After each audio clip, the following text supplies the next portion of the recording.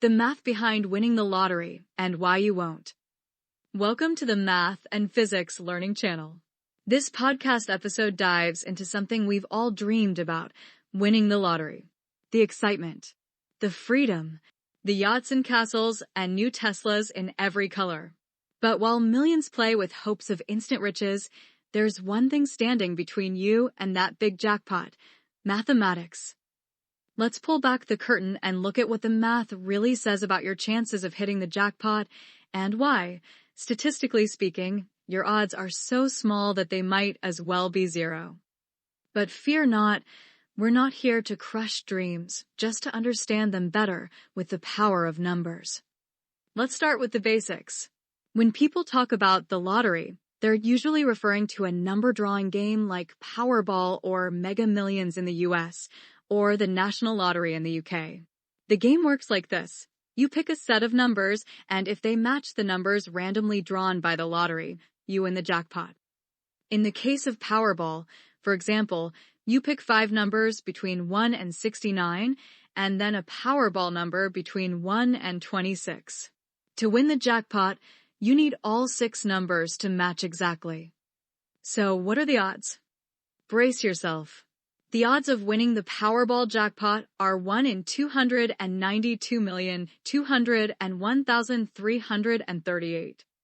That's not just unlikely, it's astronomically unlikely. To put it into perspective, you are about 250 times more likely to be struck by lightning this year. Over 20,000 times more likely to become a professional athlete. Even more likely to be hit by an asteroid in your lifetime. Statistically, you're better off doing almost anything else, including nothing at all. But let's take a moment to unpack why the odds are so bad. When you choose your 5 regular numbers, there are nearly 11 million different combinations. When you add in the Powerball number, that multiplies the possibilities even further. Specifically, there are 69 choose 5 combinations for the white balls, which equals 11,238,513. Multiply that by 26 options for the red Powerball, and you get 292,201,338 total possible tickets. That's the total number of different ways you can play. Only one of those combinations will win the jackpot. It's a classic example of combinatorics, a branch of mathematics that deals with counting combinations and arrangements. Now you might be thinking, okay, the jackpot's nearly impossible. But aren't there smaller prizes? Yes, and that's part of the lottery's clever design. There are smaller prize tiers. Matching a few numbers might win you $4 or $100 or maybe a few thousand. These smaller wins are what keep people buying tickets. They offer just enough reward to make the system feel winnable. But here's where probability strikes again. Even these smaller prizes aren't exactly generous when you do the math. Let's say you spend $2 on a ticket. On average, your expected value, that's the average amount you'll get back per ticket, is less than $1. In most cases, it's around 40 cents. So over time, for every dollar you spend, you're losing about 60 cents. That's not just a bad investment, it's worse than almost any slot machine in Las Vegas. Still, lotteries are wildly popular. Why? That's where psychology kicks in. Humans are notoriously bad at understanding probabilities, especially when they get really small. Our brains aren't wired to intuitively grasp what 1 in 292 million actually means. It just feels like a long shot, not an impossible one. This is called the availability heuristic. We remember hearing about lottery winners. We see them on the news.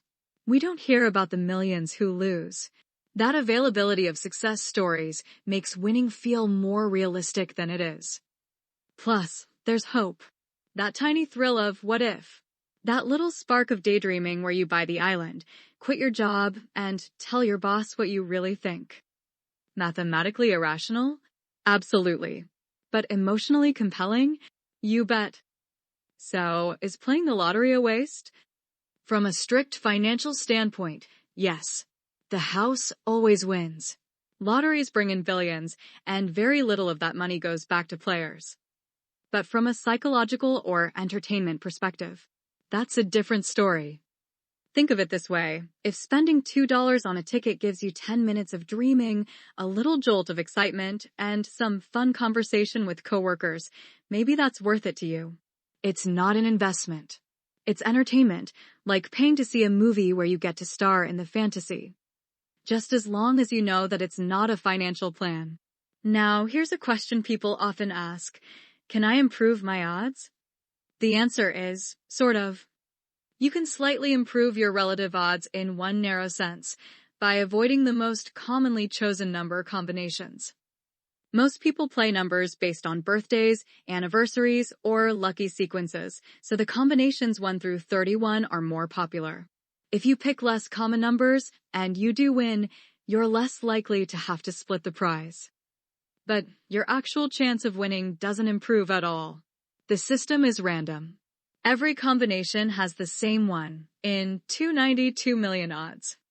Buying more tickets will increase your chances, but not in a meaningful way unless you buy a lot, and even then, you're more likely to go broke than hit the jackpot. So, what's the takeaway?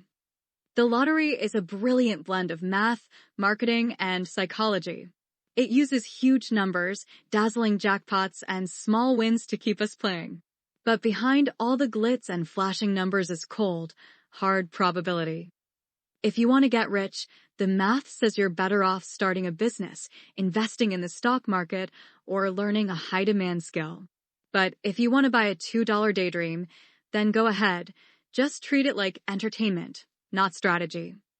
Thanks for joining us on the Math and Physics Learning channel.